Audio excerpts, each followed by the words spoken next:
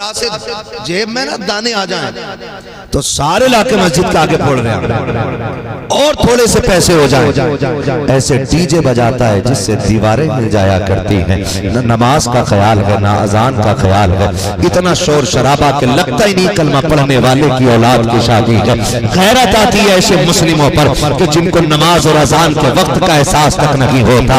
उनकी दौलत ने इतना अंधा कर दिया है कि नमाज हो रही है लेकिन डीजे बंद नहीं होता है, गाने चल रहे हैं डीजे बंद चल नहीं हो रहा है। नमाज के वक्त पे आकर के गाने बजाने वाली कौन? मैं आपसे पूछना चाहता हूँ, मुझे बता तो सही, ये सांसों का तोहफा किसने दिया था? ये दिल की धड़कन किसकी वजह से मिली थी? आंखों के चराग किसकी वजह से रोशन है? ये जो दिमाग काम करता है ये किसके सदके में है? ये जो दिल धड़क रहा है ये किसके सदके में है? ये जो सांसें चल रही है ये किसकी अता है? ये जो कदमों में ताकत है ये किसकी वजह से है? ये जो आप पैर सलामत है ये किसकी वजह से है? तो तुम्हें कहना पड़ेगा जमीनो समा तुम्हारे लिए, मकीनो मका तुम्हारे लिए, चुनीनो चुना तुम्हारे लिए, बने तो जगह तुम्हारे लिए, दगन में समा तुम्हारे लिए, बदन में गजा तुम्हारे लिए, हम आए यहाँ तुम्हारे लिए, उठे भी वहाँ तुम्हारे। बाबा नारे तकबीर, नारे रिसालत, मसलके आला हजरत ख्वाजा का हिंदुस्तान हजरत अल्लामा मुफ्ती हम्माद साहिब किबला। नारे तकबीर, नारे रिसालत। वाह वाह माशाअल्लाह, क्या बात है मुफ्ती साहब, बहुत खूब। नाराज तो नहीं है? होगे भी तो मेरी बला से। ये कुर्सी चापलूसी के लिए नहीं, ये कुर्सी जोकरी के लिए नहीं, ये कुर्सी मुस्तफा की नौकरी के लिए मिली है।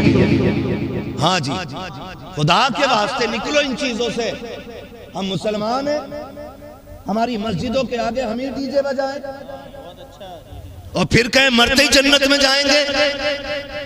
जन्नत बाप के नाम या माल में लिखी हुई जायदाद नहीं है जो मरेंगे और मिल जाएगी। जन्नत इतनी सस्ती होती तो मेरे नबी का चचा कभी कलेजे के टुकड़े न कराता।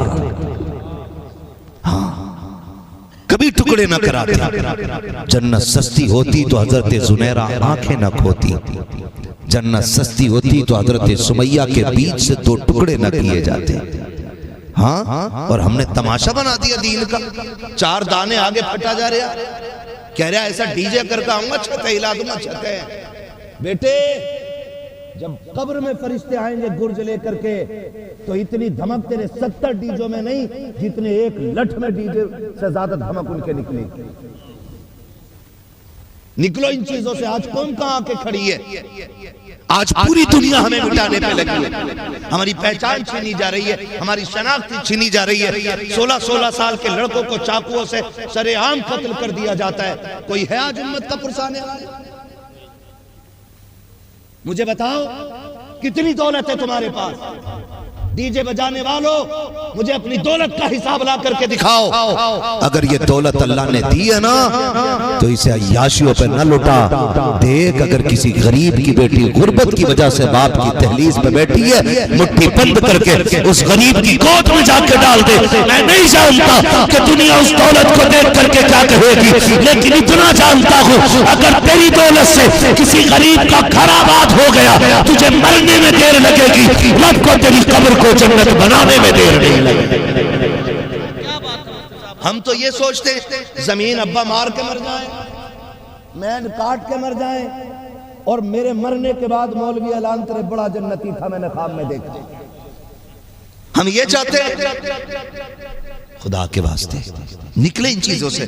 आज हम कहां खड़े, हमारे साथ हो क्या रहा, ये भी तो देखो। इतने अंधे क्यों हो गए हम? आज दीन की जिम्मेदारी मेरे कंधे पे भी और आपके कंधे पे भी। हम सबके कंधों पे दीन की जिम्मेदारी है कि नहीं भाई? मानते हैं इस बात को? हम सबके कंधों पे दीन की जिम्मेदारी है। और मैं ये नहीं कहता तुम पूरी दुनिया को संभालने के लिए निकलो। हर बंदा अपने घर को संभाल ले, पूरी दुनिया खुद ब खुद संभल जाएगा। हो सकता है कि नहीं? ऐसा हो सकता। कितने अभी लोग ऐसे हैं जो वादा करें कि हम शादी में डीजे नहीं बजाएंगे। कितने लोग हाथ उठा सकते हैं? सुभान अल्लाह। देखो किसने हाथ नहीं उठाया, जरा उसे उठा के घर भेज दो। सुभान अल्लाह, अल्लाह सलामत रखे। उम्मीद भी यही थी और ये यकीन है मुझे यहाँ वही आए होंगे जो हुजूर के बुलाए हुए हैं, क्योंकि महबूब की महफिल को महबूब सजाते हैं, आते हैं वही जिनको सरकार बुलाते हैं। हाथ नीचे रहना ही नहीं था, क्योंकि सारे ही अच्छे लोग आए हुए हैं, लेकिन जो नहीं आए ना उनसे भी कह देना दीन तेरे बाप का नहीं, दीन रसूल पाक का है। इतना इतना इतना आवारा ना बन कि तू कलमा भी पढ़े और जिंदगी अपनी मर्जी के गुजारे ना। जब तुमने कलमा पढ़ लिया तो जिंदगी अब रब रसूल की मर्जी के मुताबिक गुजारनी पड़ेगी। हाँ जी, करेंगे इंशाल्लाह, करेंगे। और डीजे बजाने वाले अल्लाह माफ करे, वो औकात होती है इनकी, वो औकात हो डीजे बजवा दे और सुबह आके गेट बजा दे। क्या है जनरेटर के पैसे, चल वे कल तो बिया हुआ, अभी जनरेटर के पैसे लेना है। थोड़ी देर गुजरी फिर डीजे वाला, थोड़ी देर गुजरी फिर बजाने वाला, फिर लाइटिंग वाला आ जाते, मर जाता। पूरी बारात में हम डीजे बजाते हैं, शरीयत याद नहीं आती है। शरीयत कहाँ याद आती है? जब निकाह होता और इमाम 5000 मांग लेता। कह रहा कौन सी शरीयत में लिखा? तो ये बता डीजे बजाना कौन सी लाल किताब में लिखा था? समझे? कुछ तो कॉमन सेंस होगा, कुछ तो हम रोटी खाते हैं तो इतना दिमाग होगा ना हमारे अंदर कि शरीयत कहाँ याद आ रही है। जब 5000 रुपए सुन्नत, जो असले मकसद है पूरी खुशी का, उसके बदले में अगर 5000 दे दिया तो शरीयत पूछ रही है।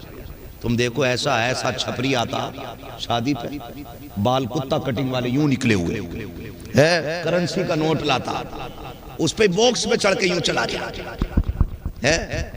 किसका आना? फना का बेटा, ओहो बड़ा कमा के लाया। और अगले दिन देखो मोजों में से बदबू आ रही हो, उसे धोने तक तसाबुन नहीं होगा। सही, ये औकात है हमारी। गलत कह रहा हूं मैं? बहुत अच्छी चीजों से यार, अब वक्त इसका नहीं है। अल्लाह ने तुम्हें दौलत दी है ना, और तुम बेटे का निकाह कर रहे हो, तो जो तुम एक्स्ट्रा में नाजायज जगह पे जो तुम 2-3 लाख रुपए लगा रहे हो ना, उस पैसे को लगा के किसी गरीब का घर अपने बेटे के साथ बसवा दो। दुनिया में भी ऐश करोगे, आखिरत में भी ऐश करते नजर। बहुत अच्छा। हमें काम करना चाहिए कि नहीं भाई? क्या खूब इस्लाह है, बोलो होना चाहिए कि नहीं? हमें क्या करना है? इन चीजों से निकलना है। तो फटा जा रहा, जरा से दाने आगे तो यूं, और हद तो तब हो जाती है 4 बेटे दिए तो हिसाब लगा रहा, कलुआ, मलुआ, भूरा और जुम्मा कह, ये मतलब एक वो नाम ले रहा हूँ फर्जी, किसी के है नहीं, मैं नाम नहीं कर रहा हूँ, एक बता रहा हूँ मिसाल के तौर पे। तो अब्बा कह रहे आप 15 लाख भूरा में मिलेंगे, 15 लाख अच्छन में मिलेंगे, 15 बब्बर में मिलेंगे, 15 जुम्मन में मिलेंगे। हराम की दौलत है। बहुत अच्छी हद हो गई भाई। और हमारी बिरादरी का तो सबसे बुरा हाल है।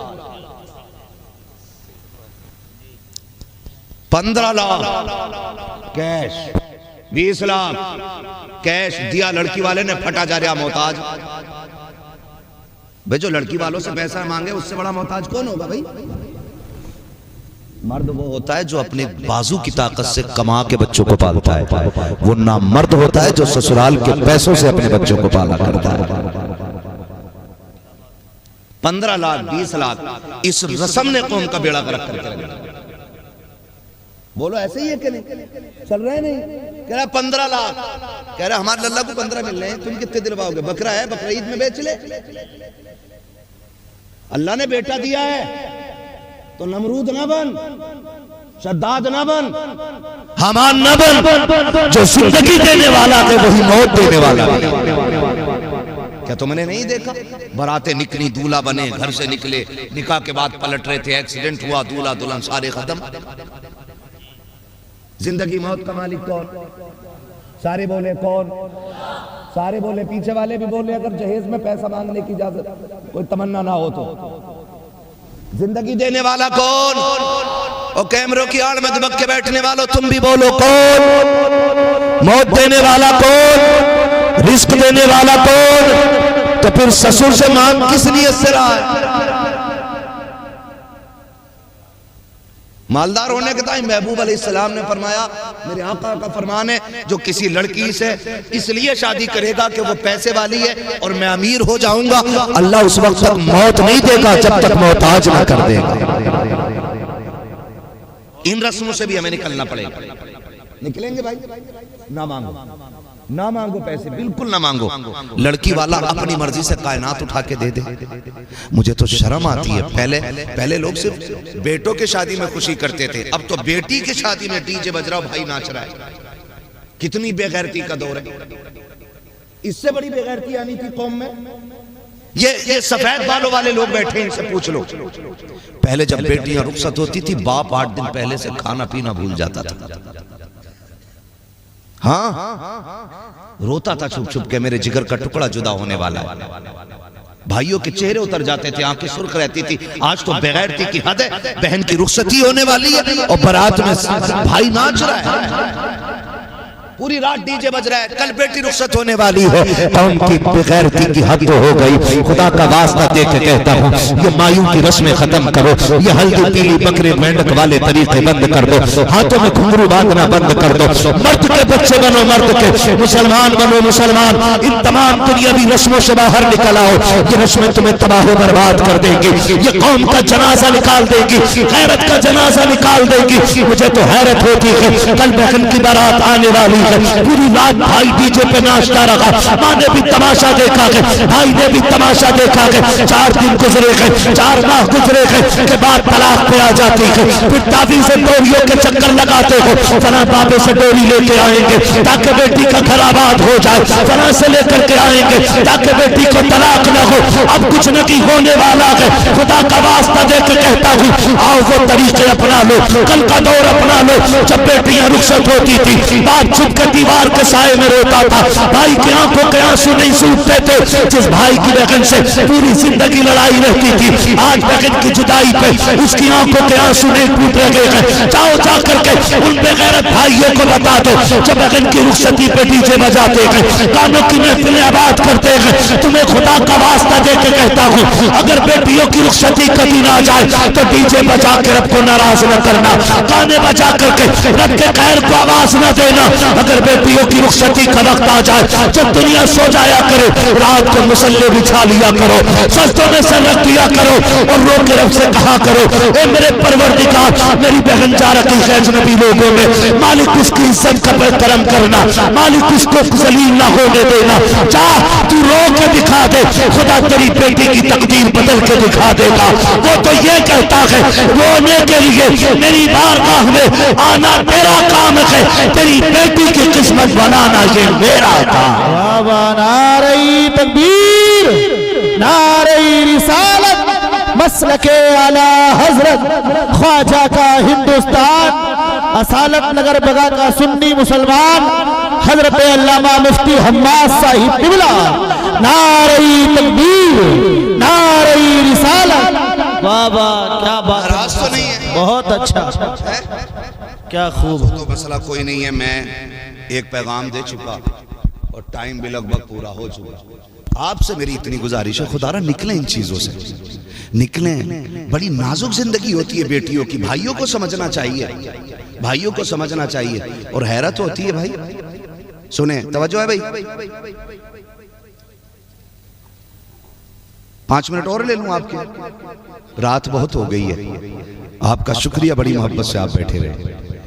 यकीनन करें, यकीनन वाकई फिरोज भाई ने जैसा आपके बारे में बताया, शुक्र है मैंने आपकी मोहब्बत उससे ज्यादा पाई है कि ये तो दीन पढ़ाने वाले लोग हैं। अगर दीन पढ़ने वाले लोग किसी बस्ती से गुजर जाते हैं, अल्लाह उस बस्ती से 40 दिन का अजाब उठा दिया करता है। अगर पढ़ने वालों को अल्लाह ने ये इज्जतें अता फरमाई हैं, तो पढ़ाने वालों को अल्लाह ने कितनी इज्जतें अता फरमाई होंगी। जब उनके गदा भर देते हैं शाहाने ज़माना की झोली, मोहताज का जब ये आलम है, मुख्तार का आलम क्या होगा। ये बड़ी मुबारक जमात है। अभी आपने हमारे इलाके के नामवर सनाखा जनाबे मोहतरम अकीलुर रहमान साहब क़िबला से बड़े खूबसूरत अंदाज में हुजूर की नाते सुनी। यकीन जाने में इतना जानता हूँ कि मैंने जब से होश संभाला है इनको ऐसे ही देखा है, और मैं समझता हूँ ये हुजूर की नात की बरकतें हैं, इनमें इनका कोई कमाल नहीं है। जो हुजूर की नात पढ़ने लग जाता है वो नात की बरकतों से शादाब रहने लग जाता है। बड़ी खूबसूरत आवाज़ अल्लाह ने अता फरमाई है, और जितनी खूबसूरत आवाज़ है उससे कहीं ज़्यादा खूबसूरत काम इनको अता किया गया कि ये हुजूर की नात पढ़ते हैं। उनसे पहले हज़रत अल्लामा मौलाना सुलेमान साहिब क़िबला दामज़िल्लहुल आली से एक उम्दा मुकम्मल और मुफस्सल खिताब समाअत फरमाया।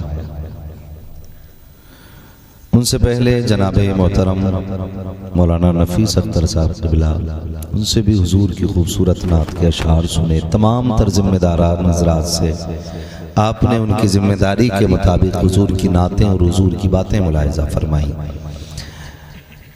नक़ीब अहले सुन्नत इन्होंने अपना तारुफ खुद करा दिया। हमारे भाई ने इतनी खूबसूरत नकाबत की, ना उसमें झूठ था, ना दिखावा था, और ना खाली शोर था। जब ये शेर पढ़ रहे थे तो मुझे लग रहा था कि ये आवाज़ इनके दिल से निकल रही है, और दिल से जो बात निकलती है असर रखती है, पर नहीं ताकत परवाज़ मगर रखती है। बड़ी खूबसूरत नकाबत। और इन्होंने जो अशार अपने पढ़े, कहने लगे आला हजरत की मनकबत में 41 शेर इन्होंने रकम किए हैं। 41 जितने इन्होंने सुनाए, उन्हें सुनने के बाद दिल नहीं भरा। वक्त होता तो 41 पूरे सुनते हम तो, लेकिन अपना तो मुकद्दर ही कुछ ऐसा ताज़िया बन के रख दिए जाते हैं। रात के आखिरी पहर में जब बंदा खाना खाना पसंद ना करता हो, तब हमें सुनने के लिए बैठा दिया जाता है। खैर, मैं आपकी मोहब्बतों का शुक्रगुजार हूँ कि जिस वक्त आपको बिस्तर पे होना चाहिए था, आपने बिस्तर छोड़ करके इस ज़मीन का इंतखाब किया है। मुबारकबाद के मुस्तहिक इस माना कर भी हैं आप कि आपने भले ही मखमल के बिस्तर छोड़ दिए हैं, लेकिन जिस ज़मीन पे बैठे हो, इस ज़मीन को आज इस वक्त अल्लाह ने जन्नत की क्यारी बना दिया है। मेरे हिसाब से आपकी बस्ती में इस वक्त इस जमीन से ज्यादा खूबसूरत आपकी कोई जमीन नहीं होगी। तो शुक्र परवरदिगार का कि उसने अपने जिक्र के लिए, सुनने के लिए आप लोगों का इंतखाब किया और सुनाने के लिए हम लोगों का इंतखाब किया है। मैं अभी जैसा कि कहा कि माइक बहुत अच्छा बोल रहा है, यकीनन मैं तो नहीं जानता आपका नाम क्या है, लेकिन साउंड बहुत अच्छा है। हाफिज मुस्लिम साहब माशाअल्लाह। हाफिज जी लोग जिस मैदान में निकल जाएं, हाँ, अलग ही सिस्टम होता है। अल्लाह इनको बेपनाह बरकतें अता फरमाए। और ये दुआ इसलिए भी दे रहा हूँ कि हमें बोलने में बड़ी आसानी हो रही है। अच्छा, माशाअल्लाह। अपने गांव में अच्छा नहीं बजा रहे, हर जगह इनके साउंड की आवाज अच्छी होती है। अल्लाह खूब बरकतें अता फरमाए। आप कह दो आमीन, मुंह ना थक रहा हो तो। हाँ, बहुत कड़वे मौलवी से पाला पड़ा है। हमारे रिश्ते में भतीजे लगते हैं अजीजम फिरोज साहब, गालिबन यहाँ के दामाद है। इनकी दावत मोहब्बत पर हाजिरी हुई। इन्होंने कहा लोग बहुत अच्छे हैं, चाचा आ जाओ एक बार। वाकई बहुत अच्छे लोग हैं, बैठते ही हिंदुस्तान का नक्शा बना रखा है। भैया यहाँ कोई पेशाब कर गया जो जगह छोड़ के बैठे हो है? थोड़ा थोड़ा आगे को आ जाओ, अल्लाह आपको बरकतें दे। या कद के ज्यादा छोटे हो, ईंटों पे बैठ जाओ जाके। आ जाओ, थोड़ा सा आगे को आ जाओ, ज्यादा लंबी बात नहीं करूंगा। डर रहे हैं, डर मौलवी कहीं चंदा ना मांग ले। बैठो तो अल्लाह भी बैठो। इब्तिदाए इश्क है रोता है क्या, आगे आगे देखिए होता है क्या। अल्लाह सलामत रखे। जो भाई उठ के आ गए अल्लाह इन्हें बरकतें दे।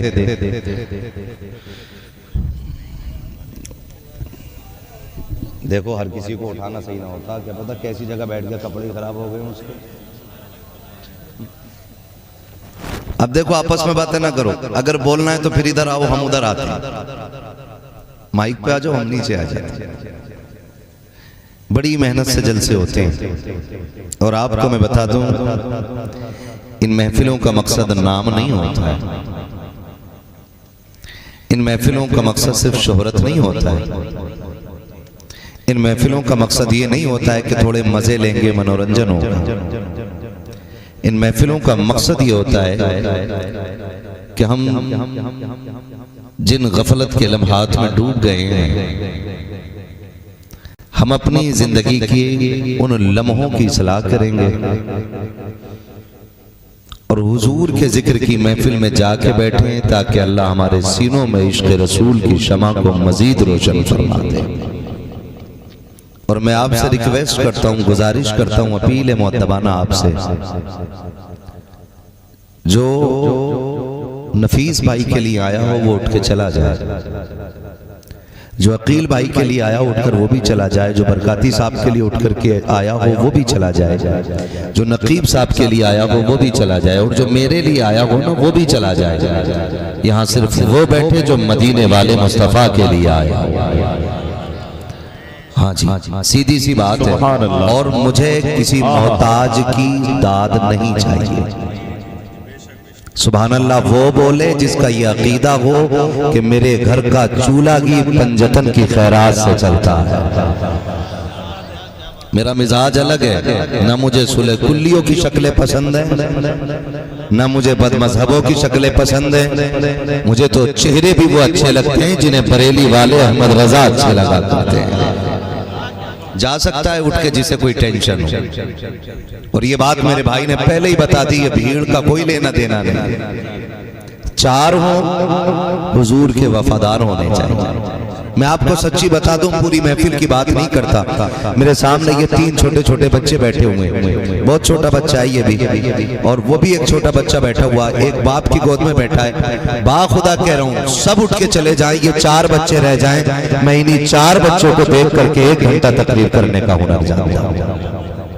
वजह जानते हैं?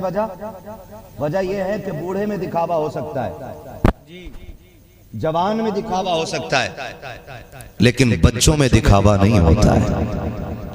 ये बड़े सादा दिल लोग होते हैं। और ये भी तो हो सकता है ना, हो सकता है इन्हें की खुलूस की वजह से हुजूर हमारी हाजिरी को कबूल फरमा लें। वरना मेरा इमाम तो ये कहता है, मेरे अमाल का बदला तो जहन्नम ही था, मैं तो जाता मुझे सरकार ने जाने न दी, मैं तो जाता मुझे सरकार जाने न दिया। ये बच्चे बैठे छोटे छोटे, आज दुनिया थक गई है, पूरी दुनिया थक गई है, एड़ी से चोटी तक का जोर लगा लिया। हाँ, एड़ी से चोटी तक का जोर लगा लिया, और यही ताकत लगाने पे कि इनके सीने से इश्क रसूल कैसे निकाला जाए। हमारे पानी में जहर मिलाया गया, हमारे खानों में हराम मिला दिया गया, हमारे तरीके बदल दिए गए। हम बैठ के हुजूर की सुन्नत के मुताबिक खाते थे, कुत्तों की तरह खड़ा करके खिलाते थे। लेकिन शुक्र है आज भी माएँ ऐसे बच्चों को जन्म दे रही हैं कि जो रात के 1 बजे ये ऐलान करना जानते हैं, लोगों जब दुनिया सो जाती है ना तो उनके चाहने वाले रात के 1 बजे भी यही ऐलान करते हैं, उन्हें जाना, उन्हें माना, न रखा गैर से काम, लिल्लाहिल हम्द में दुनिया से मुसलमान हो गया। वरना सच्ची बताएं, इतनी रात ना कोई बिरयानी के लिए नहीं बैठ सकता है। बैठ जाएगा भाई, बोलो। और ये बच्चे क्यों बैठे हैं? तुम 1 किलो बिरयानी दोगे जलसे के बाद? 1 आध मीठे का डब्बा? बोलो। कम बोल रहे हैं लोग, क्या टेंशन में थोड़ा सा नहीं ना, तो फिर बोले देगा कोई इनको बिरयानी, मगर फिर क्यों बैठे? इन बच्चों से अगर पूछें इतनी रात गए क्यों बैठे हो, तो ये बच्चे भी कहेंगे सिर्फ एक ललक है, एक चाहत है, एक उम्मीद है, एक इल्तिजा है, और वो ये है कि सुना है आप हर आशिक के घर तशरीफ लाते हैं। सुना है आप हर आशिक के घर तशरीफ लाते हैं, मेरे घर में भी हो जाए चरागा या रसूल अल्लाह। हर एक बच्चे की तमन्ना यही होगी, सरकार आ जाइए, आ जाइए, हुजूर सब पे करम किया गया, इतना करम कर दें कि मेरे घर तशरीफ ले आए। बच्चों का भी ये इश्क है, अगर बच्चों के इश्क का आलम यह है, उम्मीद करता हूँ फिर जवानों का इश्क तो इनसे ज्यादा जवान होगा ना, इनसे ज्यादा जवान होगा। नौजवानों, वक्त बड़ी तेजी से बीत रहा है, बचपन से जवानी कब आ जाती है पता ही नहीं चलता है, और जवानी से बुढ़ापा कब आ जाता है ये तो बिल्कुल ही पता नहीं चलता है, और मौत कब आ जाती है ये तो एहसास तक नहीं होता है। सुन रहे हैं इतनी बात, मौत कब आ जाती है यह एहसास तक नहीं होता है। कामयाब वो नहीं है जिसने अपने पीछे बिल्डिंगें छोड़ी हैं, कामयाब वो नहीं है जिसने अपने पीछे महल्लात छोड़े, कामयाब वो नहीं है जिसने अपने पीछे बैंक बैलेंस छोड़ा है। सबसे कामयाब वो है जिसने अपने पीछे जन्नत में जाने के जराए छोड़ दिए। सबसे कामयाब बंदा वो है, सबसे कामयाब बंदा वो है कि जो कब्र में ईमान बचा के ले गया है, जो कब्र में ईमान बचा के ले गया है, वो सबसे ज्यादा कामयाब बंदा है। हम कोशिश करें कि अपने ईमान की भी हिफाजत करें और अपने अमल की भी हिफाजत करें। अल्लाह का शुक्र है कि उसने हमें आला हजरत अता फरमा दी है। कौन मिले हमें? बोले जोर से, एक नारा लग जाना चाहिए, इश्क मोहब्बत, इश्क मोहब्बत। अब भी कम निकल रही, थोड़ी और आवाज निकले, इश्क मोहब्बत, इश्क मोहब्बत। सुभान अल्लाह, पक्के रज़वियों में बात चल रही, टनाटन सुननी है ना सारे। हाँ, शुक्र है आला हजरत हमारे हिस्से में, हम आला हजरत को मानने वाले लोगों में, वरना सब गौर से सुने, बड़े चुपके से ईमान निकाल लिया जा रहा है, बड़े चुपके से। हम उस जमात से ताल्लुक रखते हैं जो हुजूर के सहाबा से भी प्यार करती है और हुजूर के अहले बैत से भी प्यार करती है। यही है ना हमारा अकीदा। ना हम सहाबा की आड़ में अहले बैत की गुस्ताखी करते हैं और ना अहले बैत की आड़ में हम सहाबा की गुस्ताखी करते हैं। हम उस जमात से ताल्लुक रखते हैं जिस जमात का नजरिया यह है कि अहले सुन्नत का है बेड़ा पार, असहाबे हुजूर नज्म है और नाव है इतरत रसूलुल्लाह की। हम सहाबा को मानने वाले भी हैं और हम अहले बैत को भी मानने वाले हैं।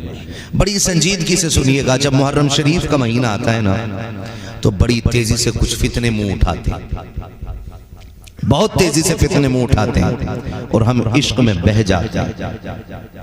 ऐसे ऐसे रंग बिरंगी मेंढक आते हैं जो कहते हैं नहीं नहीं जी, पहला नंबर तो उनका था, उनका हक मारा है, पहला नंबर अली का था, हक मार लिया हजरत अबू बकर हजरत उमर ने, इन्होंने डकैती की, माज़अल्लाह।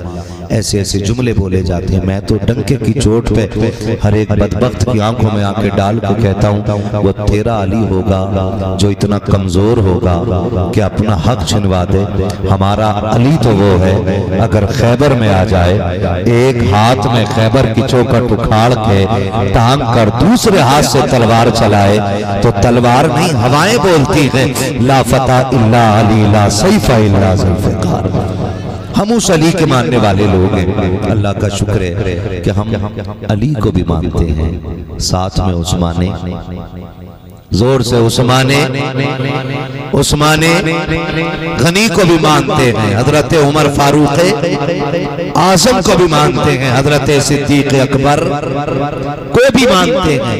हमारा अकीदा यह है कि पहला नंबर किसका है? सुभान अल्लाह, जो बोल गए अल्लाह उनकी नस्लों को जन्नत अता करेगा। पहला नंबर किसका? जोर से, पहला नंबर किसका? दूसरा नंबर